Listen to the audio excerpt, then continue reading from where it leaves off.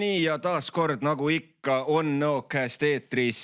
Nädal on möödunud, natukene kauem on möödunud eelmisest saadest nüüd, aga tead, selline lindistamise ajad on nagu nad on, eriti nüüd, kui veel jõuluaeg on kohe saabumas, kõik valmistuvad, teevad lihaseid soojaks, et luuletusi lugeda ja mida kõike on tarvis jõulude ajal teha.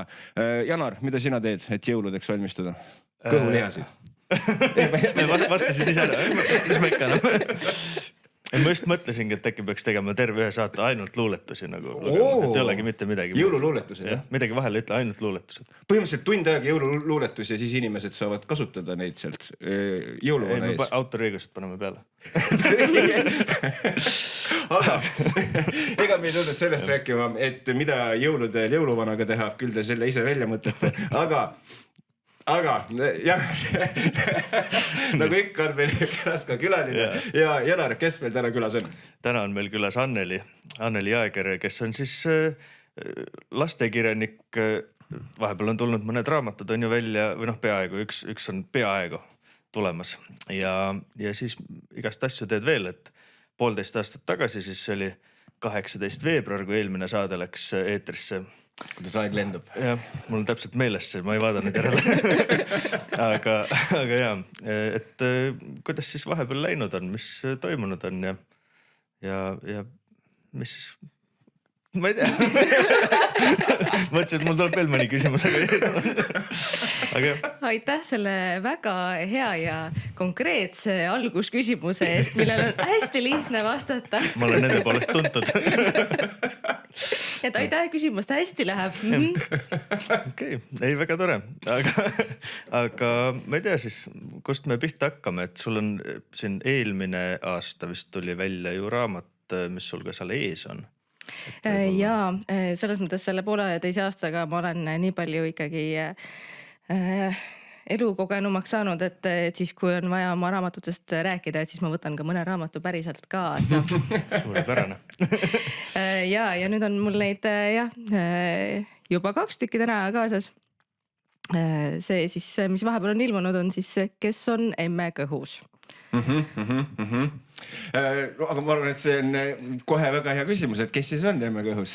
Ja millest raamat täpselt räägib, sul väga intrigeeriv küsimus. Et ma saan aru, ja tegelikult võib-olla paari sõnaga ennem siis seda, et tõepoolest on üle aasta ja siis möödas on ju? 1,5. 1,5 aastat ja ei suuda arvutada. Peaaegu 2, jah. Peaaegu 2, täpselt nii. Aga et võib-olla ennem kui nii-öelda raamatut enda juurde siirdume, et siis ma saan aru, nagu Janar vist mainis, et üks teine raamat on kohe tulemas. Et äkki räägime siis natukene sellest ka, et kas siis, kui 1,5 aastat tagasi sai käidud, et kas siis oli juba kumbki nendest uutest raamatust, et juba kuskil nii-öelda mõttes töös ka või see oli niuke täiesti uus kulgemine? No see kõhuraamat oli ikkagi juba töös, et ma täpselt enam paraku ei mäleta, mis etapis see oli, aga ma arvan, et midagi oli ikkagi juba kirja saanud. Et kuna see on inspireeritud minu päris elust, et rohkem kui 2 aastat tagasi juhtus niimoodi, et minu enda kõhtu sattus üks pisikene beebi ja kuna kodus oli selleks ajaks juba suur õde olemas, et siis kuidagi oli vaja sellele suurele õele selgitada, et miks minu kõht nüüd järsku nii suureks hakkab kasvama ja siis kust see väike vennakene talle tuleb. Okei. Nii, et siis ma saan aru, et kas see on siis suunatud lastele raamat selles mõttes ikkagi, et ei ole selline arstidele suunatud, kes on emme kõhus.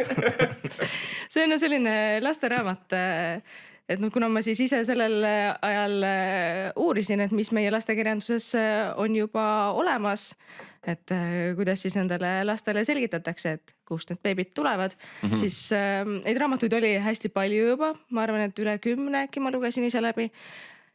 Aga ikkagi mulle tundus, et midagi on puudu. Ja kui midagi on puudu, siis tuleb see ju ise teha. Nõus. Ja siis niimoodi see raamat sündiski. Aga kui, et ilmselgelt proovime niimoodi rääkida, et me raamatu sisu otseselt ära ei räägi, sellepärast, et mis sa siis muidu teda pärast enam loed, aga ütleme niimoodi, et kui käis siis eeltöö nii-öelda ja käisid läbi siis nii-öelda eelnevalt tulnud teoseid, et mis see siis oli nii-öelda, mis seal siis sinu jaoks nii-öelda puudu oli ja mõtlesid, et okei, tegelikult on veel ikka siia vaja panna veel sõnu paberile, et saaks kõik ikka öeldud selles teemas. No minu jaoks oligi puudu millestki sellisest, mis räägiks sellest lapse sündimise kogu protsessist hästi ausalt, lapsepäraselt, anatoomiliselt õigete sõnadega ja mis oleks ka siis ilusti illustreeritud, et kõik need raamatud, mis on olemas, et neil kõigil oli nagu mingisugune aspekt hästi, et mõnel olid väga ilusad pildid, aga see tekst oli selline, et hästi-hästi baastasemel, ütleme nii. Ja siis oli näiteks üks raamat, mis oli hästi detailselt, võttis kogu selle teema lahti, aga need pildid olid jälle sellised, et mulle, sorry, ei meeldinud. Nii et siis mulle tundus, et on puudu selline, kus on nagu kõik need minu jaoks olulised kriteeriumid ühes kohas koos. Aga ütleme, et ilmselgelt on nagu see, et sealt said neil nii-öelda selliseid inspiratsioone ja mõtteid, aga et ma saan aru, et kas see, et kes on emme kõhus, et kas see nii-öelda raamatuse nagu küsimus on ka inspireeritud, ma ei tea, kas enda laps on täpselt sellist küsimust küsinud või nagu, või kas ongi kuidagi sellised, ongi nii-öelda lapselikudest küsimustest siis nagu lähtutud ja proovitud siis vastata nagu nendele küsimustele, kui mu küsimus on loogiline. On, ma ei tea, ma loodan. Selle pealkiri tuli küll üsna viimasel hetkel, et ma olin väga pikalt väga segaduses, et mis asja ma panen siis sellele raamatule pealkirjaks, et muidu oli juba kõik valmis, aga siis ma arvan, et pealkirja jaoks inspiratsiooni ma küsisin lausa vist oma Instagramis oma sõpradelt, et panin mingi polli, et hääletage mingisuguste variantide poolt ja pakkuge ise ka veel midagi, et nagu aidake nüüd. Aga see raamatu sisu on jah, et seal on jah hästi palju neid küsimusi, mida laps küsib ja on ka sellist lapse mõttemaailma palju avatud, et üks variant siis, kuidas see laps võib mõelda. Aga ütleme, aga kas seda võib nii-öelda natukene siin nii-öelda avada ka ilma, et kõike ära räägiks raamatust kohe. Aga et kuidas siis nii-öelda, ütleme, võib-olla tasub äkki selle ka ise ette ära mainida, et ütleme, et mis vanusest alates võiks nii-öelda raamatuga tutvuma hakata? No ma arvan, et juba 3-aastasele on täiesti okei seda lugeda. Ma tean, et juba lausa 2-aastastele on seda loetud, aga see 2-aastase arusaamise tase, oleneb lapsest, eks ole. Ja ma arvan, et kuskil kuni 6, 7, 8 võiks ülemine piir olla.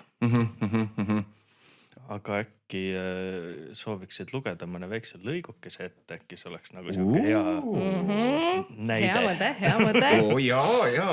Ma võtsin lihtsalt üsna suvalisest kohast, pigem algusest selle raamatu lahti. Nii, kas Tital seal pime ja kitsas pole? Kuidas ta hingata saab? Kas kõhus on ka õhku? Mõnikord ütlevad suured mu puuksu kohta kõhutuul. Kas see ongi see õhk, mida Tita hingab?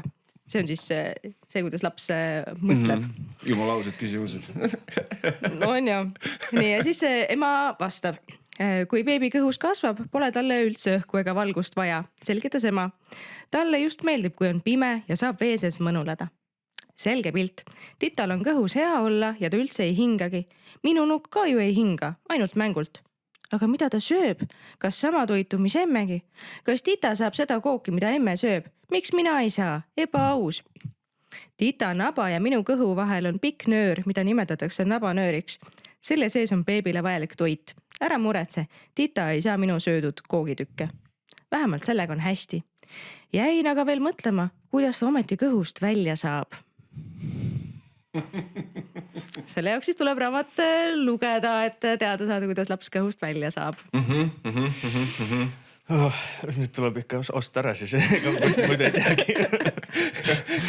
Uudisimu on nii suur. Et saab ka lõpuks teada. Mis värk selle kurega seal siis lõpuks on? Okei, ei lähe.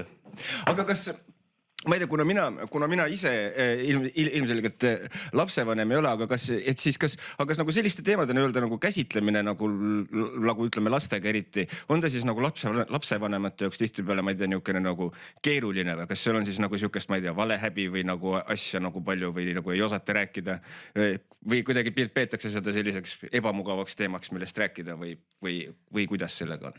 No mulle tundub, et mingisugune ebamugavus seal ikkagi on, et seda ma olen ka ise lapsevanemana tundnud, et kui ikkagi laps tuleb mingisuguste küsimustega, siis kuigi ma proovin olla võimalikult aus ja avatud ja mitte anda edasi seda valehäbi, siis ikkagi nagu korraks tõmbab, kuidas ma nüüd peaksin seda,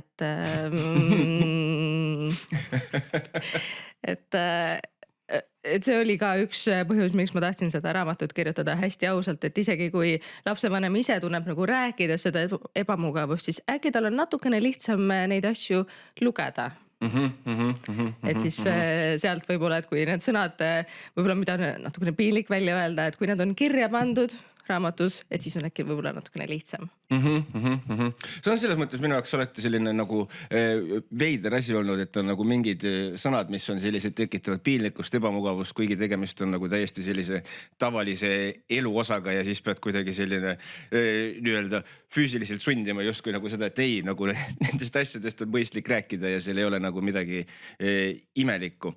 Aga ma tahtsin tegelikult siia juurde küsida veel sellist asja ka, et kui nii-öelda raamatu kirjutamise protsess oli käsil, et kas siis pidid ise ka oma nii-öelda teadmiste pagasid suurendama hakkama, et võtsid mingite tarkade arstide raamatud lahti ja see, okei, ma tegelikult ise ka täpselt ei tea, kuidas olukord on, et saaks nii-öelda siis korrektne info raamatusse. No eks ma ikka natukene, mitte päris arstiraamatuid, need on nagu way too much. Aga eks ma ikkagi natukene kontrollisin küll seda infot, et ma ise mingisugust jama sinna kirja ei paneks. Aga siit mul kohe, ja ma loodan, et sellele küsimusele saab vastata, aga kas oli nii-öelda researchi uurimistöö käigus, uurimustöö, kumb see on uurimustöö vist või uurimistöö, mis iganes. Kas selle käigus tuli ka sinu jaoks midagi üllatavat välja, mis oli nagu jopenpuh, ma ei teadnudki, kes emme kõhus on? Ma arvan, et sellele enam mitte, et kuna selle raamatu kirjutamise ajal jah, ma ise juba ootasin või olin juba sünnitanud teise lapse, et siis kõik need teemad olid juba üsna siuksed tuttavad.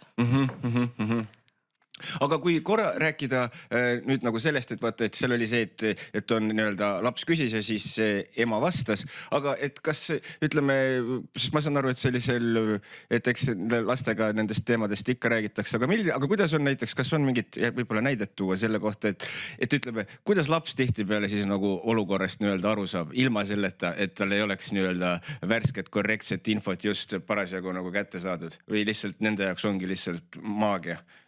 See kogu olukord, et ongi kurg tee lapse ja on olukord või kui elav lastel fantaasia selle koha pealt on, kuidas nad olukorrast aru saavad ennem kui? Vot sellele küsimusele ma vist jäängi vastuse võlgu, et ma ei ole üheltki lapselt nagu niimoodi küsinud, et mis sina arvad, kust lapsed tulevad? Võib-olla järgmine raamat siis. Jah, selles mõttes on lihtsam kirjutada ja sa lihtsalt kirjutad teiste mõtted vaata üles selles mõttes. Jah. See on huvitav jah, et nagu lapsena võib-olla ei mõtle nagu sellest, et lihtsalt ongi, et järsku on, et ei mõtle, et kust ta nüüd, kust nagu, miks. Aga kas üldse nagu sellise nii-öelda rasedus ja lapse saamise nagu käsitlemine, kui mina tagasi mõtlen, siis mul on nagu üsna kindel, et see nagu kui ise olid laps, sellest sai selliseks nagu mingi põhikoolis sai see nagu alles nagu mingiks teemaks, millest nagu üldse nagu räägiti, et enne seda oli selline, mis sa siin seletad? Sina räägid kui kana pissib. Põhimõtteliselt, ise said teadnud kanadi pissigi. Terve elu lihtsalt veeti, nina pidi mind. Aga tegelikult sellega seoses jah, mul oli tegelikult küsimus sellega, et tähendab, et kas nagu selline oli nagu sinu kogemus ka nii-öelda lapsepõlves pigem nagu ei räägitud, et see tundub nagu selline nüüd nagu kaasaegsem teema, et nii-öelda kaasatakse lapsi nagu varasemalt juba nii-öelda päris ellu. kui saab nii küsida. Ma mäletan, minu lapsepõlves oli selline siniste kaantega pehmes köites raamat Kuidas ma maailma tulin. Ja nagu see nagu väikeste laste see atlas, niisugune raamat on umbes suur väike kantega. Ei, ta oli umbes samas formaadis. Okei. Selline üsna õhuke. Mu vanematel on ilmselt see siiani alles. Tähendab, kindlasti on, ma just seda raamatut kirjutades laenasin seda nende käest. Ja seal oli ka selline perekonna lugu, et kellegi olid mingid kaksikud ja siis nende suur vend hakkas isaks saama. Ja siis selle loo ümber siis jutustati ka seda, et kuidas siis lapsed tulevad. Et ma mäletan, et nad käisid siis loomaaias ja siis uuriti, et kuidas loomad lapsi saavad. Ja siis lõpuks sündis see väike inimlaps ka. Okei. jah, nii ta käib. Aga ma tahtsin tegelikult rääkida sellest veel ka, et või tähendab, mul on siin mitu küsimust, aga ühesõnaga, nagu me teame, siis sai saate alguse poole sai mainitud seda, et tegelikult on nüüd kohe detsembri alguses on nüüd on ju kohe välja tulemas ka teine raamat ja kui minu info mind ei peta, siis see on nagu täielikult nagu teisest ooperist või ei ole, tähendab, ma tean väga niimoodi pealiskaudselt ja nagu salajaselt, et kas nende kahe raamatu kirjutamine käis nii-öelda nagu paralleelselt ja kas võib paari sõnaga rääkida sellest ka, et millest tulev raamat räägib ja millega üldse tegu on täpsemalt? Või raamatuga on tegu või, aga mis raamatuga on tegu? Jaa, suurima rõõmuga räägin. Selle teise raamatu idee ma sain siis umbes nädal pärast seda, kui see Kõhuraamat oli ilmunud. Okei. Ja selle idee sain ma üsna selliste kurbade asjaolude tõttu. Nimelt täpselt samal päeval, kui see Kõhuraamat minu koduhoovi jõudis, suri ka minu vanaema. Ja siis nädala lõpus oli siis matus ja pärast seda ärasaatmist jäin siis selle kirikuõpetajaga rääkima ja siis tema andis selle idee, et kui ma nüüd ühe raamatu kirjutasin inimese sünnist, siis surm on tegelikult see teema, millest ka lasteraamatuid ikka väga ei ole ja samas see on teine selline väga keeruline teema, millest peaks lastega rääkima, aga olgem ausad, sellest on võib-olla isegi veel raskem rääkida kui sellest lapse kõhtu saamisest. Jah, sellepärast, et jah, surmaga on tihtipeale niisugune terve elu nagu keeruline diilida siis, aga et siis ma saan aru, et see on nii-öelda ka siis ikkagi taaskord jälle nagu suunatud ikkagi lastele nagu selles mõttes, aga et siis kuidas, kas siis saab niimoodi küsida seda, et kuidas siis seal nii-öelda see surma käsitlemine siis seal raamatus on, vabandust? Nii. Raamat, seda võib käsitleda ka kui nagu järge sellele, ehk siis peategelane on seesama tüdruk, kes on nüüd natukene vanemaks saanud, see surmateemaline raamat, surmasaladused, see on ka suunatud natukene vanematele lastele, ma ütleks, et umbes 4+, 5+, midagi sellist. Ja põhimõte on umbes sama, et seda perekonda tabab ka üks kaotus, nimelt vanatädi on surnud. Ja siis see inspireerib tüdrukut küsima palju küsimusi. Ja nüüd tuleb siis ka mängu lapse vanaisa, kes siis juhatab teda nendest teemadest läbi, et koos käiakse kalmistul, arutletakse, et miks üldse surm nii-öelda olemas on.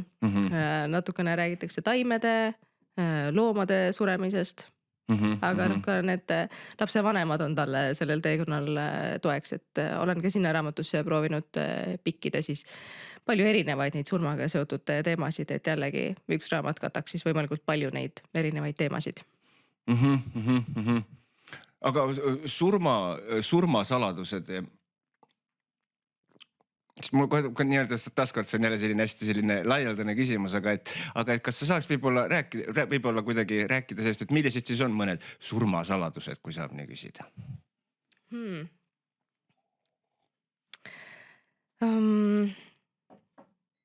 Noh, üks küsimus, mis mulle praegu pähe tuleb, mille see tüdruk esitab, võib-olla see vist on üldse raamatu nagu üsna lõpus, et miks inimesed surevad, kui see nii kurb on? Aga ka jah, tähendab, see on, kusjuures see on jumala aus küsimus selles mõttes. Aga kas see on küsimus, mida on täitsa nagu päriselt sult nagu keegi küsinud ka keegi noorem inimene?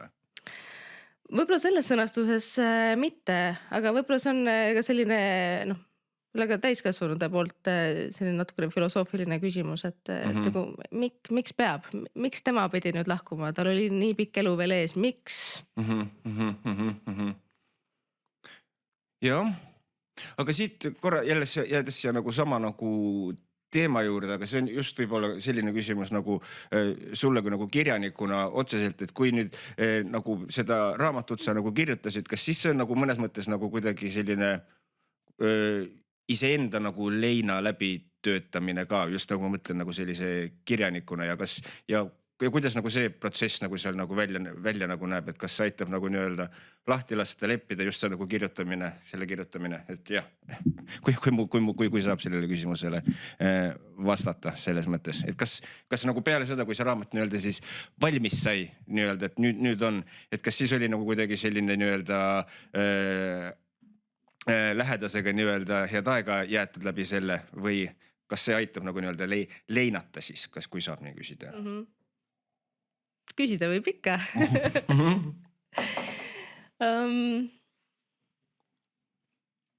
Jah, ma arvan, et eks ta omamoodi selline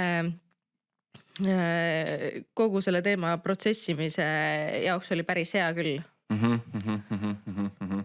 Aga mille pärast on just täitsa niisugune nagu mõtisklemise küsimus võib-olla ka, et miks see on, et meil üleüldiselt niisugune nagu kultuuriline fenomen ju ka, et selline surmast rääkimine on pigem niisugune väga niisugune tabuteema, sellest väga ei taheta rääkida, et olenema, kuigi noh, ütleme kõik maailma kultuurid ju ei ole nagu sellised, et ma ei tea, kui ütleme, kui sina just nagu raamatut kirjutasid, et kas mõtlesid nagu selle, või noh, enda jaoks, kas sa mõtlesid selle koha pealt ka, et kas, ma ei tea, kas on mingi kultuuriline erinevus, et me oleme niisugune tuum ja kluum inimesed ja võtame kuidagi seda.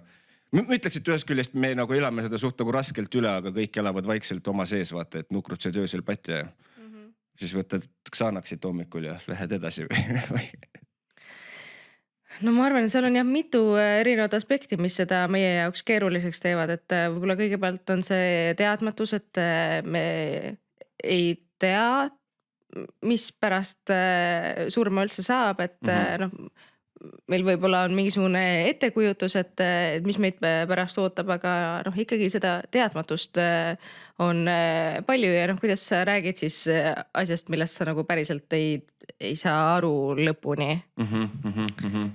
Ja võib-olla ka mingid hirmud on sellega seotud, eriti just lastega seotud, et äkki ma tekitan talle mingisuguse trauma, kui ma nüüd talle räägin või et äkki nüüd laps hakkab ise ka kartma, et tema sureb ära või et ema sureb ära või kass sureb nüüd kohe ära või et selliseid hirme on kindlasti ka palju. Aga kas ma ei tea, kas tihtipeale, või noh, ma ei tea, tihtipeale võib-olla halb öelda, aga kas see nagu tihtipeale ei tekita laste võib-olla sellist nagu just nagu segadust, et nagu just sellistest teemadest nagu üritatakse rääkida mingi hullult ümber nurga ja mingite metafooridega ja laps on lihtsalt, no please, lihtsad sõnad, näidake pilte ja ma saan nagu aru, et kas on nii ja kas see tekitab pigem nagu rohkem sellist segadust võib-olla selle olukorra ümber? Jah. Et ma olen ka lugenud palju näiteid, et kuidas vanem on püüdnud nagu hästi leebelt seda teemat käsitleda, et ta lahkus. ja siis nüüd laps hakkab kartma, et aga kui nüüd sina ka kodust ära lähed, sa lahkud, kas sa ikka tuled tagasi?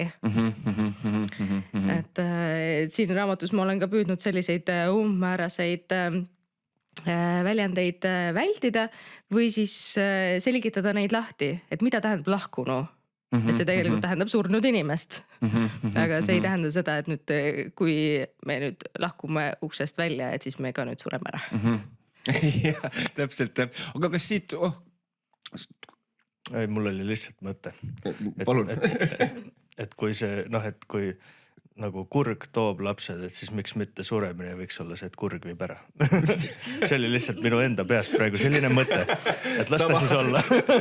Sama kurg tuleb. Ja siis vaatad, et kureparv tuleb, no nii, kelle ta nüüd kaasa võtab. Ei ole üldse hirmus. Aga kas sul tuleb veel mõni ja need, et just ütlesid, et sellised umbkaudsed väljendid, mida kasutatakse ja mida tihti peale, mis võib-olla tekitab lastes just rohkem segadust, et just see lahkunu ja lahkumine ja kõik see, aga kas on veel mingid selliseid levinumaid, mis meil siin võib-olla kõnes popid?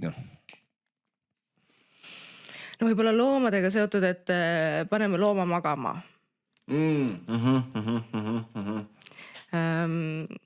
Sinna raamatusse ma olen ka pannud selle magamise teema, et see vanatädi sureb magamise pealt. Ja siis selle tüdrukul tekib hirm, et kui nüüd mina magama lähen, kas ma ikka ärkan homme üles. Et selliseid lapse hirme ma olen ka sinna raamatusse mõned pannud, et siis anda ka lapsevanemale mingisugune mudel ette, kuidas siis kuidas seda lapse hirmu siis võiks leevendada.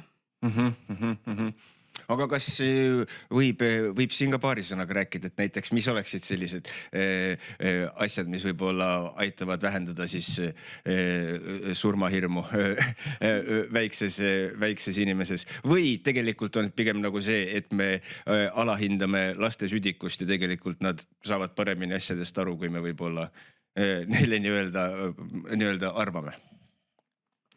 Ma arvan, et sa tabasid naelapea pihta. Ehk siis miks ma selle raamatu üldse kirjutasin, et julgustada lapsevanemaid, et on okei oma lapsega nendest teemadest rääkida. Et võib-olla isegi nagu ennetavalt, et mitte alles siis, kui täiesti perekonda on juba tragöödia tabanud ja siis sa nagu pead kuidagi moodi lapsele seda rääkima. Aga et kui laps nagu teab juba ette, et selline asi nagu surm on olemas, meil on eluring, inimesed, loomad, taimed, me kõik sünnime, elame, sureme. Et jah, see on kurb ja mõnikord väga ebaõiglane, et kui see surm saabub enneaegselt. Aga on okei sellest rääkida. Ja, ma mõtlesin minna kohe äri jutu peale. Kui mina surmast mõtlesin, ma mõtlen raha. Pärandus. Ma tegelikult mõtlesin uurida, et kas sellel on veel praegu see eelmüük käib või see on juba nüüd lõppenud ja nüüd, kes tahavad osta, siis saavad nii-öelda järelmüügist osta edaspidi või kuidas sellega on sul? No praegu eelmüük veel käib, jah. Et senikaua, kuni raamat on trükikojas, on eelmüük käimas. Ja muidu ma ootasin seda raamatut detsembri teises pooles, et nii pinnapin äkki jõuluks jõuab.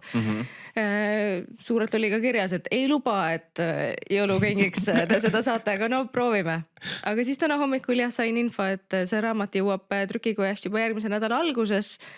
See tähendab, et nädala lõpus on see loodetavasti minu käes ja siis, kui see on minu koduhoovis, siis tuleb info, et nii tänase õhtuni, pange veel hullu. Ja siis pärast seda on siis nii-öelda see päris müük täishinnaga ja puha. Selge, aga et ma saan aru, et praegu veel, kui on, et siis on võimalik veel selle nii-öelda eelmüügiga siis liituda. Aga siit kiiresti, kui juba sa ärijutu peale läksid, et kui inimene kuuleb, ma olen sellest huvitatud, et kuidas ta saab seda teha, et ta saaks eelmüügiga liituda ja ma saan aru, et parema diili siis. Jaa, eelmüügid on ikka alati parema diiliga. Sest eelmüük on ju selline asi, et sa ei saa seda kuskil raamatupoes raamatukogus sirvida, sa ei saa veenduda, et see on just see, mida sa vajad. Sa ei saa sõbra käest küsida, et kuule, sa lugesid seda, kuidas on. Et see on ikkagi selline minu magusa jutu peale põrsas kotis ostmine, et sellepärast on see jah, natukene soodsam. Ja siis, kui on jah huvi selle vastu, siis Autorfest kirjastus, selle vist peab kuskile kirja panema. Kas see on mingi link on siis lehekülg või? Jah, see on minu enda kirjastuse koduleht ja siis sealt saab seda soodsamalt tellida. Ja see läheb kindlasti postitusele juurde ka. Aga kui nii-öelda ametlikult raamat välja saab, kas siis on plaanis ka kusagil teha mingisugused esitlused, mingisugused tšiki-prikid, kuhu inimesed saavad tulla kuulama, vaatama? Jaa, kindlasti. Ma absoluutselt veel ei tea, millal ja kus. Selles mõttes üks selline poolkindel diil on mul Elva perepesaga, et seal ma kindlasti tulen sellest raamatust rääkima, aga olen ka mõelnud, et Tartus ja Tallinnas võiks seda teha millalgi jaanuaris. Aga jah, kus ja millal seda ma ei tea. Kui kellelgi on mingisugune äge koht, ükskõik kas Tartus või Tallinnas, siis olen suur kõrv. Selge. Et ühesõnaga oled pakkumistel avatud selles mõttes? Olen, jaa. Okei, selge. Aga sa nüüd teed ka neid loovkirjutamisi, seda vist ka eelmine kord ei olnud, on ju? Veel ei olnud, jah. Aga nüüd sa teed neid. Jaa. Ma vaatasin päris ametlikult nagu Fientas on piletid ja värki, et nagu, kuidas sellega, kuidas see nagu sinnani jõudis, et sa hakkasid seda niimoodi tegema? Tead, Janar, siin sa pead natukene peeglisse vaatama. Jälle see Janar. Jaa, sest siis, kui teie tegite kunagi ammu Iitsel hallil ajal neid ka mingid kirjutamisõhtuid, siis sealt ma sain üldse teada, et selline asi on olemas. Ja siis mulle hakkas see värk täitsa meeldima ja mitmeid aastaid oli see kuskil sellises nähtamatus sahtlis peidus. Aeg-ajalt tegin oma mingisugustele kollektiividele, et kuulge, meil on vaja mingisugust ägedat meeskonnatöö mingit asja ja siis ma tegin. Ja siis ma mäletan, et kui koroonaaeg tuli, et siis mul oli kodus igav ja siis oma korporatsioonikaaslastele tegin siis Zoomis. Aga siis suvel hakkasin mõtlema, et ega see on tegelikult nii äge asi ja mulle väga on meeldinud neid teha, et prooviks ka siis nii-öelda laiemale seltskonnale. Ja esimese loovkirjutamise õhtu ma tegin siis Elvas oma tuttavatele emadele. Ja siis sealt sain kuidagi sellist powerit, et jah, mulle meeldis, neile meeldis, äkki on veel inimesi, kellele see meeldiks. No ja siis tulid juba mängu Fientad ja Facebooki üritused ja Facebooki reklaamid ja muud asjad, et siis nüüd on see jah olnud vist alates suvest umbes kord kuus, üks kord kuus Tartus, üks kord kuus Elvas. Ja siis nüüd täna õhtul on siis selle aasta viimane. Selge. Ja siis jaanuarist läheb jälle pihta, et ma mõtlesin, et detsember on isegi ulmeline kuu, et Detsember ei ole normaalne kuu. Ei ole. Aga siis jaanuaris, kui inimesed on jälle maha rahunenud, et siis panen jälle sellega edasi. Aga oi, nii et Elvas ja Tartus, ma saan aru, et siis on selles mõttes pop asi, mida siis inimesed on edukalt nii-öelda omaks võtnud siis, kui mõlemas kohas selles mõttes. Ja siis juurde ka kiiresti, et kui inimestel on huvi, siis kuidas nendega liituda, kuidas saab teie gruppidega siis liituda, jah? No see on jah selline mitte regulaarne, et ei ole nagu selline huviringi laadne, vaid lihtsalt tasub ilmselt siis Fientasse sisse trükkida loovkirjutamise õhtu ja kui on tulemas, et siis sealt otsingust tuleb see kindlasti välja.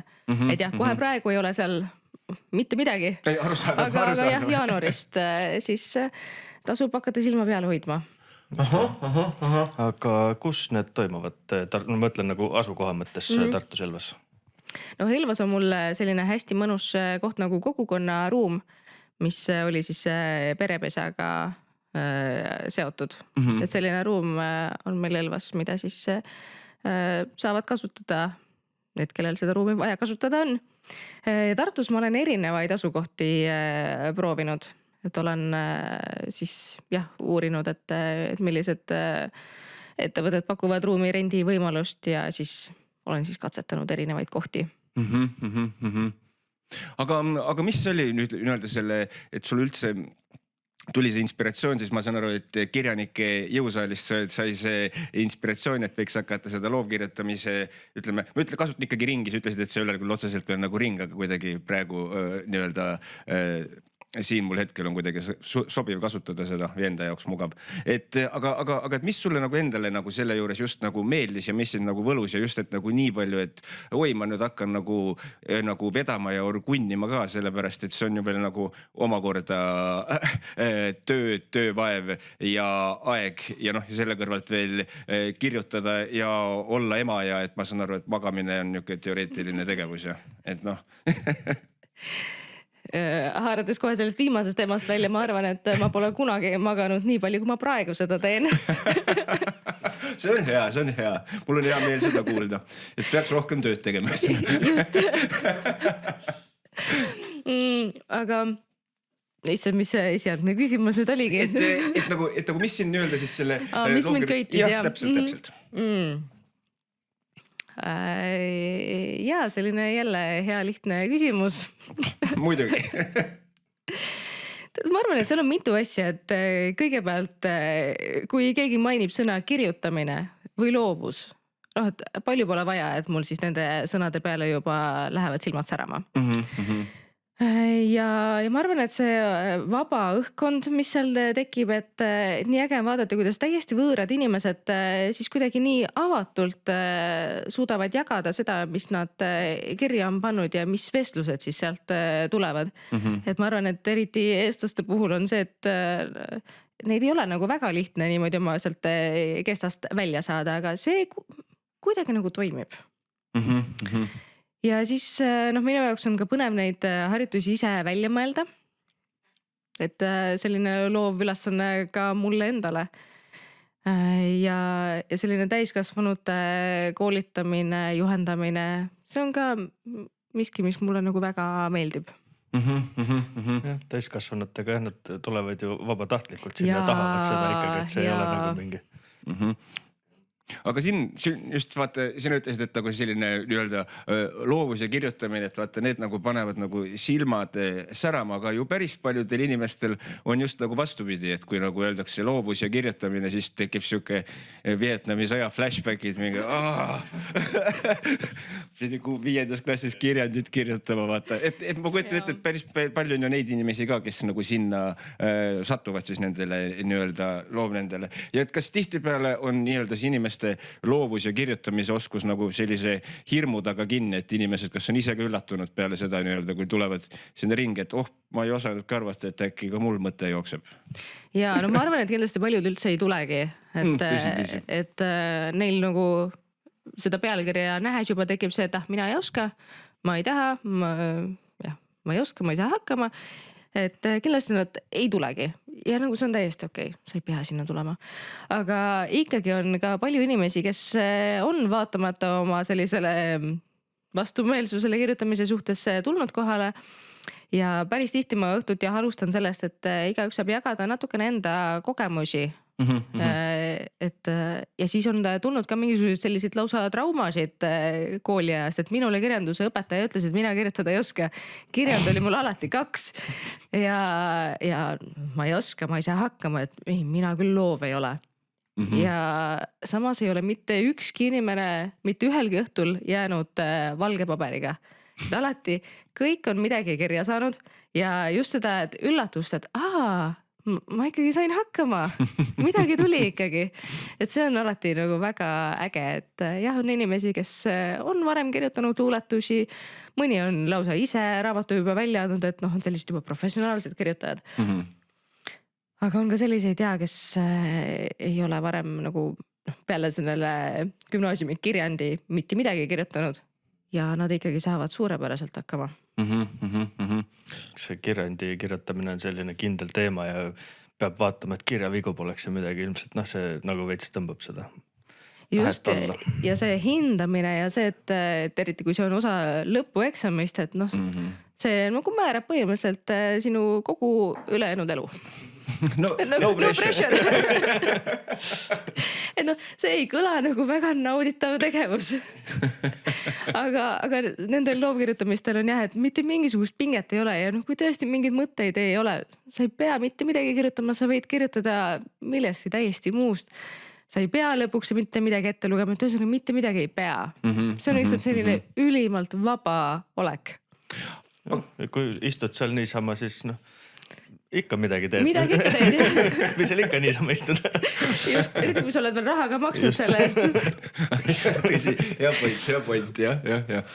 Aga kui nii-öelda küsida nüüd niiviisi, et kui inimene kuulab siin ja mõtleb, et mul oleks küll huvi võib-olla äkki jaanuaris tulla ka loovkirjutamisega tegelema, et mida siis inimene sealt nii-öelda oodata võib, et ma ei tea, mis, kas on mingisuguseid teemasid, mida käsitletakse või võtab mingi loovkirjutamise mingi asja võib-olla näiteks ja siis võib-olla räägiks võib-olla paari sõnaga ka mõnest vahvast harjutusest, mis sa ütlesid, et mis sul endalegi meeldib välja mõelda.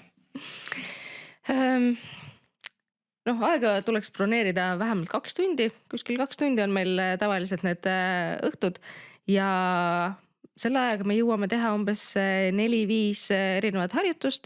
Kõikide juures ma panen ka taimeri tööle, et kuskil 4-7 minutit on siis ühe harjutuse jaoks aega, et sellist raamatut me kirjutama ei hakka, vaid ongi sellised lühikesed harjutused, kus ka ei ole nagu palju aega mõelda ei ole. Lihtsalt teema ja hakkad kohe kirjutama. Ja mõni näide. No üks, mis oli hiljuti, oli selline 2 osast koosnev harjutus, mis oli siis umbes selline, et kujuta ette, et sa oled prügikast. Ja sa oled prügikast sellises kohas, kus tavaliselt prügikast ei ole. Nii et kõigepealt leia endale koht, kus sa oled. Ja siis pane kirja, mida sa seal näed, mis lõhnu sa tunned, mis mõtted sul tekivad ja kuna prügikast on selline asi, mis puutub kokku igasuguste rõvedate asjadega, siis ka sinu selline ellusuhtumine on vastav. Ja siis selle jaoks on siis umbes 5 minutit aega kirjutada ja siis harjutuse teine osa, kujuta nüüd ette, et sa oled roosa õhupall, kes näeb kõike roosades toonides, kõik on nii helge ja nii armas ja nii, kui tore. Ja siis sa kohtud prügikastiga. Ja siis sa kohtud prügikastiga. Täpselt selles samas kohas. Ja nüüd kirjelda, mida sa siis roosa õhupallina näed, mida sa sellest prügikastist arvad, kuidas sina nagu sellesse kõigesse nüüd suhtud? Okei. Ja siis kaua seda kirjutamisaega on? No siis jälle, ütleme 5-6 minutit. 5-6 minutit, okei. Ja siis kas kohe siis peale seda tuleb nii-öelda see jagamise ring ka siis, jah? Jah, just kui need mõlemad osad on kirja saanud, et siis igaüks võib jagada, teha kas oma tekstist suuliselt kokkuvõtte, lugeda terve teksti ette, lugeda mõned laused sellest ette.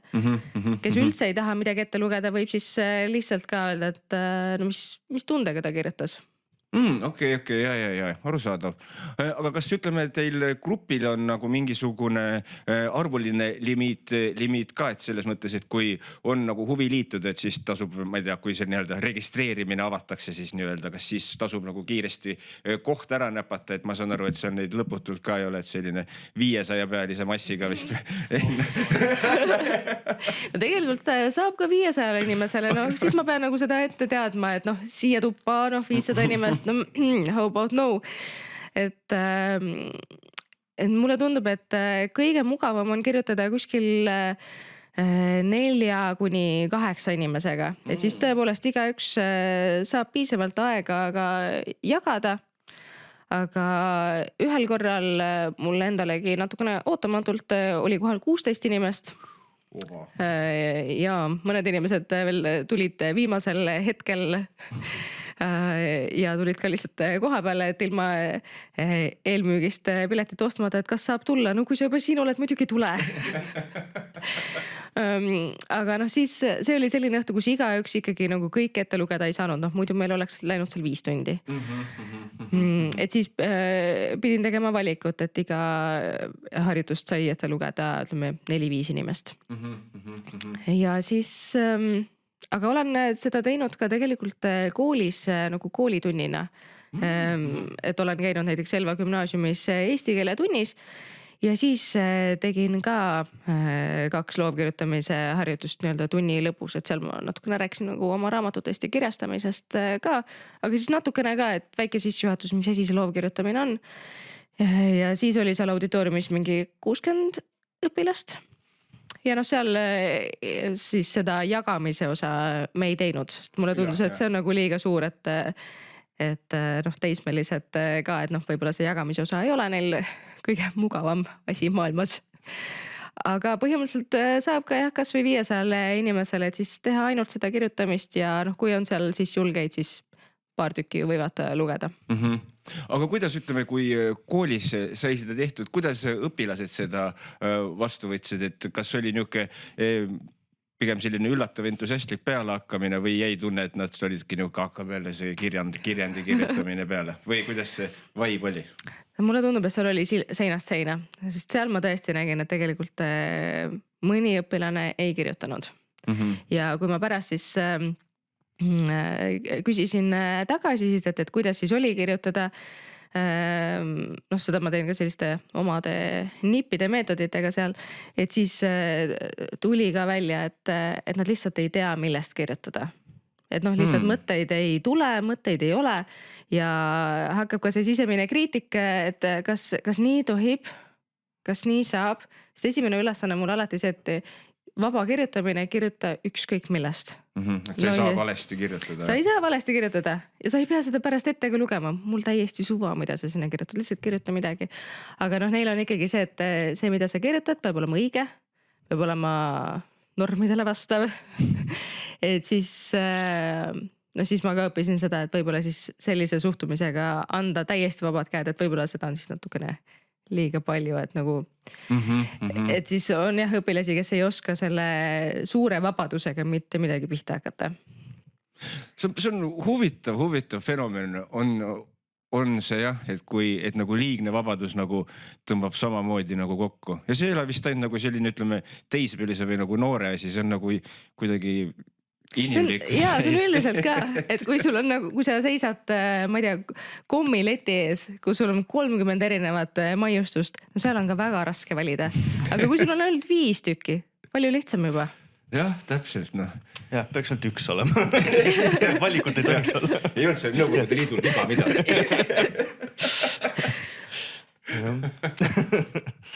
Aga ei, jah, selles mõttes jah, see vabade kätte andmine. Ma mõtlesin just, et nagu sihukestele teismelistele, et mida mäletad eelmisest korrast TikTokis või midagi sihukest.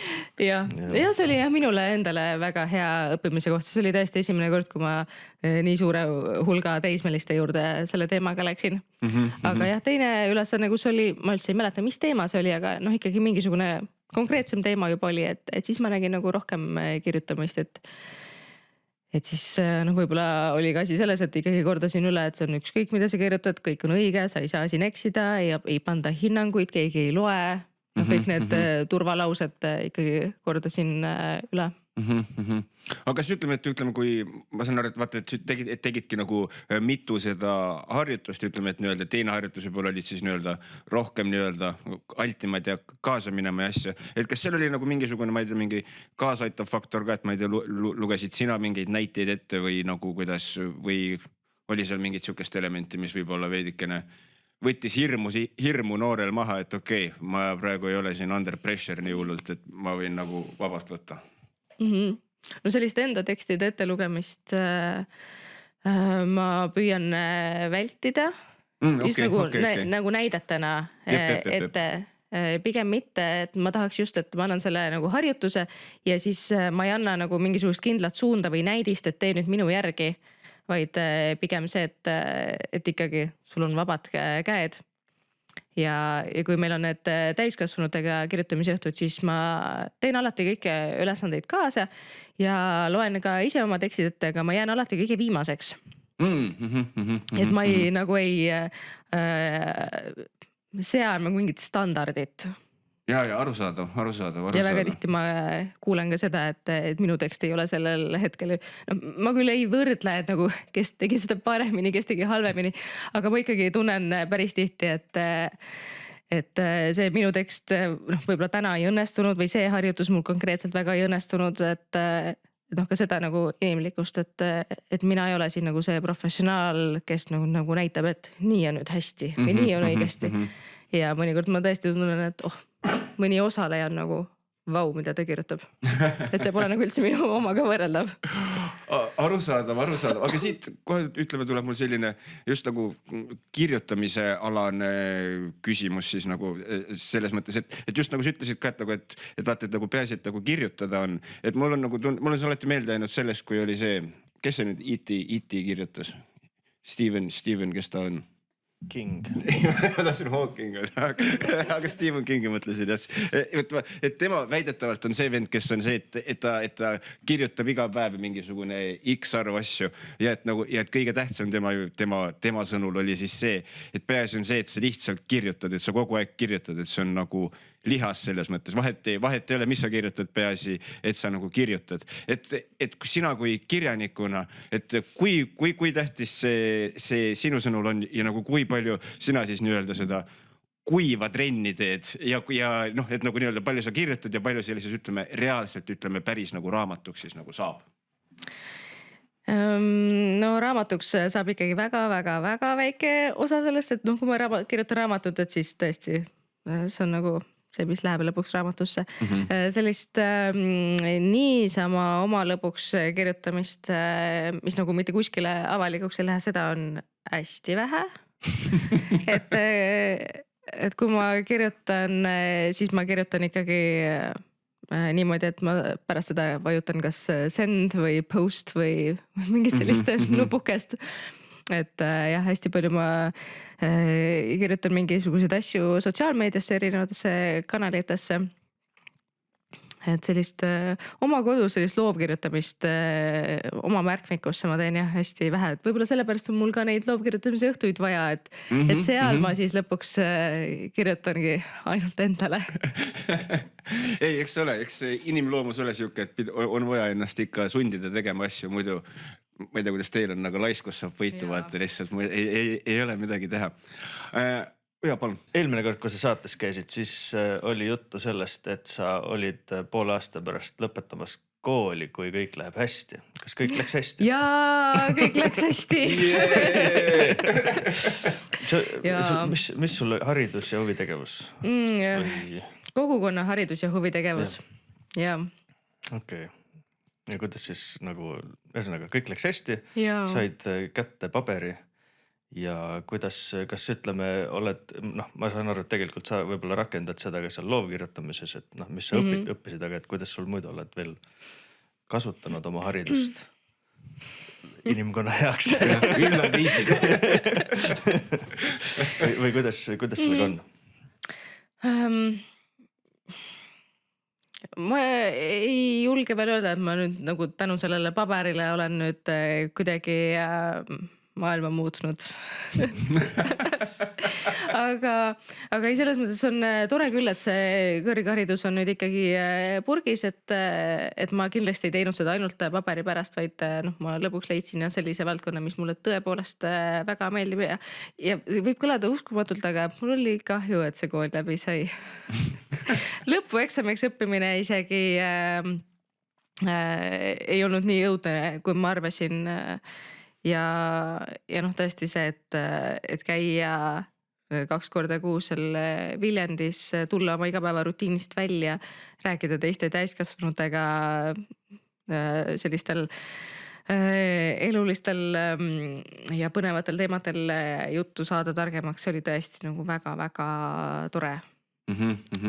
Et aga neid teadmisi ma ikka püüan leida mingisugust rakendust neile, et seal Elmas ma töötan ka ju huviringide juhendajana, et ma arvan, et seal ma tänu nendele õpingutele tahaks loota küll, et ma olen natukene parem juhendaja, kui ma muidu oleksin. jah. Ei, mul lihtsalt, ühesõnaga tahtsin öelda, et siis kui nii väga meeldis koolis käia, siis pead uuele ringile minema, et kui teist korda, siis sa juba tead, mis ees ootab, täpselt sama asja nagu. Täpselt sama asja. Aga et siis nüüd saad lihtsalt puhtalt nautida. Need eksamid võiksid ka ennast ise ära teha. Aga jah, ei see selles. Aga tegelikult ennem siin, ma ei tea, kas te olete tähele pannud, aga tunnikene hakkab meil vaikselt täis tiksuma. Aga enne seda veel, kui me jõuame viimaste küsimuste juurde, siis tegelikult siin ennem käis nagu läbi see kirjastamine ja see asi ka, et äkki räägiks paari sõnaga sellest ka, et võib-olla kui keegi mõtleb, et ka mul on raamatumõtted ja tahaksin isegi kunagi oma raamatut välja anda. Et siis kuidas see asi täpsemalt või noh, jah, nii-öelda välja näeb, kuidas üks raamatu väljaandmine välja näeb ja kirjastamine ja kõik sellega seonduv, sest sul oli enda kirjastus vist nagu sa ütlesid, et täpselt ja lisaks sellele ka oma kirjastuse loomine on ka hullumeelsus heas mõttes. Aga Ahah. No ma arvan, et jah, et Eestis on see raamatu väljaandmine üsna lihtne. Et noh, kõigile neile, kes tahavad tegeleda ainult kirjutamisega, siis meil on väga suur valik erinevaid kirjastusi ja siis tasub jah nende poole pöörduda. Aga minu jaoks oli kuidagi hästi loogiline valik anda see algusest lõpuni ise välja. Ja noh, see kirjastus on meil jah ülipisikene, et seal on täpselt nüüd 4 raamatut välja antud, et minu 3 tükki ja siis minu äi on ka siis ühe raamatu meie abiga siis välja andnud. Aga see protsess, no ma arvan, et selline hästi lühidalt on siis selline, et kirjutad käsikirja valmis, siis läheb see toimetamisele, siis kui see on illustreeritav raamat, siis läheb illustreerijale, siis läheb see kujundajale, küljendajale ja siis läheb see trükikotta ja siis läheb see müüki ja siis ongi valmis. Ja nii lihtne see ongi. Ja siis tegelikult kas ei ole niimoodi, et saadad toimetajale ja siis ta saadab sulle nädala pärast valmis teksti ja siis ongi, et siis et juba seal etapis tegelikult kõik need toimetaja tähelepanekud tuleb ükshaaval läbi käia ja vaadata, kas sa nõustud sellega ja siis vahepeal mingid kommentaarid ja siis peab mõtlema, et oot, kuidas nüüd sellega on siis võib-olla mingi osa tuleb vahepeal ümber kirjutada ja ühesõnaga see on tegelikult selline üsna detailirohke protsess. Et ma saan täiesti aru nendest inimesest, kes ei taha sellest mitte midagi kuulda ja et ei viitsi sellega tegeleda. Et eks mul on ka olnud selliseid hetki, kus ma mõtlen, et nagu miks ma selle ette võtsin.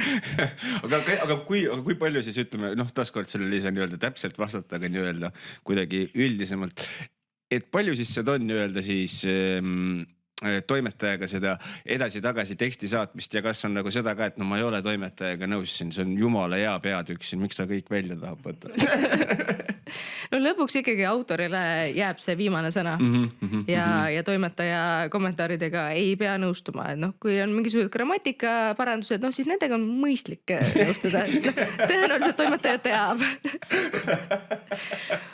Aga noh, sellised sõnastuse asjad, võib-olla mingisugused loogikavead, mida võõras inimene siis loeb, et nagu sinu kui autori peas on nagu kõik nagu ilmselge, aga siis see võõras inimene loeb seda teksti ja ütleb, et no sellest asjast nüüd, siin on natukene segane, mõtle veel see läbi. Et siis need kommentaarid on küll tegelikult väga head ja noh, mõned on tõesti väga mõtlema panevad ja mõne osas ma ka ise mõtlesin mitu päeva, et nagu, mis ma teen selle lõiguga, kuidas ma nagu välja ei taha visata, aga noh, midagi tuleb sellega teha. Kuidas?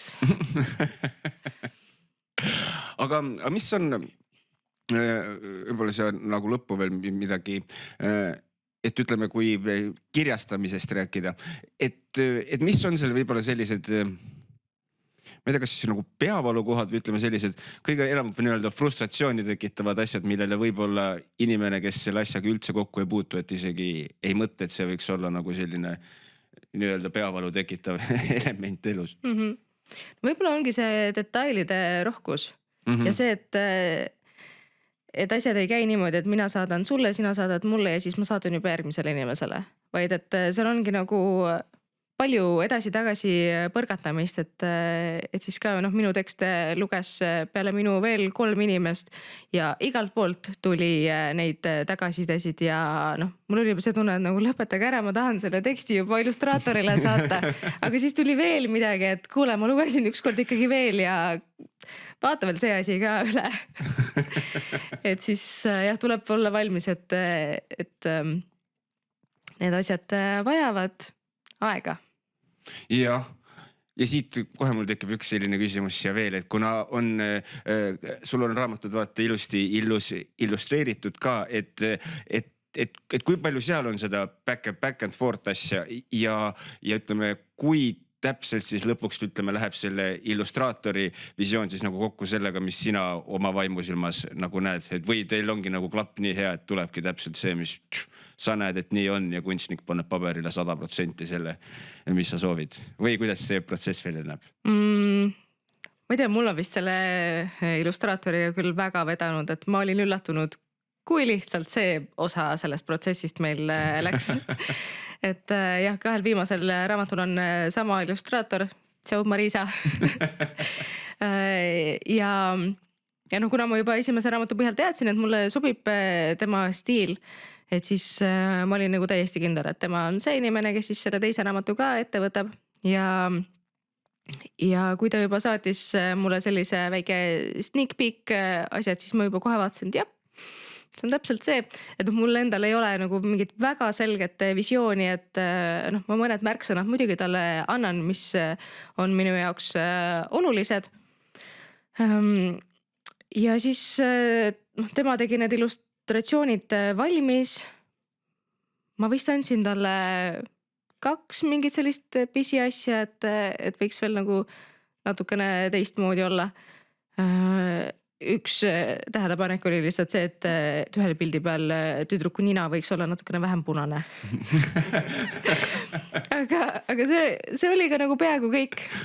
Ja temaga mul ka selles mõttes vedanud, et tema on ka selle raamatu kujundaja, ehk siis ta juba ise tegeleb ka sellega, et need tekst ja pildid saaksid üheks tervikuks ja kõik need trükifailid, et see on ka üks asi, millest mina ei tea tegelikult suurt midagi, et mis need kõik, see trükikoja ja see kujunduse ja need palju tehnilisi detaile, millest mina ei tea midagi, aga samas Marisa teab ja siis nagu tema tegeleb selle poolega. Ja tõesti, ma olin ka valmis, et need failid ikka pendeldavad meie vahel natukene rohkem, aga kuidagi nagu lihtsalt, et vist ongi siis kõik. Oli tore. Ei, aga see on ju hea, kui loovad inimesed on nagu täpselt ühe sama vaibi peal ja nagu saab nii-öelda asjad tehtud nii-öelda ilma üleliigsete sõnadeta, vaata, see on alati niuke hea feel igasuguse loovtöö juures. Aga enne veel, kui asjad kotti paneme, kordame äkki üle igasugused internetiavarused, kus saab sinu tegevustele silma peal hoida ja lisaks sellele kordame üle, kust saab raamatuid soetada, praegu mitte eelmüügist ja siis loomulikult eelmüügist ka ja siis on üks küsimus veel, aga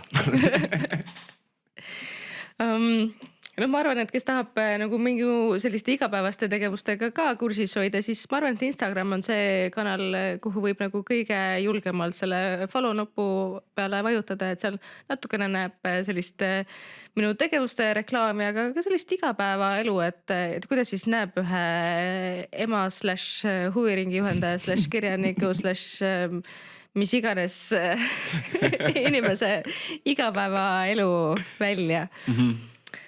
Ja siis raamatud on autorfestkirjastus.ee lehel olemas. varsti nad jõuavad ka raamatupoodidesse. Aga no sellega ma ei ole veel praegu üldse jõudnud tegeleda, et ma ootasin raamatuid detsembri lõpus. Aga nüüd järgmise nädala alguses tuleb jah raamatupoodidesse ka kirjad ära saata. Aga et seega, et kõige kindlam viis raamatuid saada on siis ikkagi otse on see kõige kindlam märk. Otse jaa, sest isegi kui need raamatud on raamatupoodides, siis kirjastuse kodulehel ehk siis suht otse minult alati saab sealt kõige soodsamalt ja kes tahab veel autogrammiga sisse, siis kui sa lähed Apollosse, siis sealt, sorry, ei saa. Aga kirjastuse kodulehelt ostes ma ikkagi kirjutan raamatute sisse ka alati midagi. Väga hea. Aga viimane küsimus. No nii. Sellele sa oled juba ühe korra vastanud. Aga räägi, kas sul on veel mingisuguseid mõtteid või tsitaate, mida sa tuletad endale meelde siis, kui on hall esmaspäev ja on vaja kuidagi ennast motiveerida, siis kas on mingisugune mõte või asi, mis kuidagi muudab asja kergemaks? Midagi, mis muudab paremaks. No kui on esmaspäeval ikkagi väga raske olla, siis ma lohutan ennast sellega, et varsti on teisipäev ja siis saab minna kooki tahad putkasse ja endale värskeid saiakesi osta. See on hea. Värsked saiakesed teevad alati tuju paremaks, see on nagu raudpolt kindel. Aga suur aitäh, et leidsid jälle selle tunnikese, et meiega siin natukene juttu puhuda. Kõik vajalikud internetileheküljed lähevad meil Facebooki postitusse juurde ka, seega minge ostke raamatuid, pange Instagramis follow, saate teada, kuna jaanuaris loov kirjutada saab nii Elvas kui Tartus, seega minge loov kirjutama jaanuaris, detsembris, nüüd te jäite juba hiljaks, aga seest uuel aastal uue hooga saategi minna jõusaali asemel, lähete kirjutama hoopis jõusaali. aga meie poolt veel kord suur aitäh ja mine sa tea, võib-olla mingil momendil jälle saates tagasi ja siis juba uued jutud. Aitäh kutsumast!